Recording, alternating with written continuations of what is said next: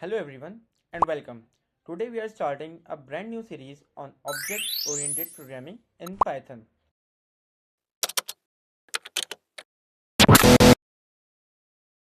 In the early days of programming, we wrote code line by line. Variables here, function there. Data was scattered everywhere. It worked for small tools, but as software got massive, like the social media apps we use today, that spaghetti code started to break.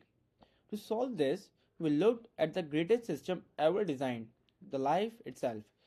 Think about the creation of human beings. There is a fundamental concept or blueprint of what a human is. The blueprint says every human must have a heart, a brain, and lungs, right? Those are mandatory. Some might be born with different eye colors or unfortunately without eyes. But the structure of a human remains the same. In programming, that blueprint is what we call a class. It's a master plan. It's not a person. It's the idea of a person. And all of us, we are the objects. We are the physical, unique versions created from that one master plan and one master blueprint. This is why we call it object oriented, because we stop looking at loose lines of code and start looking at the world as a collection of organized and purposeful entities. So let's jump into a Python and build our first blueprint.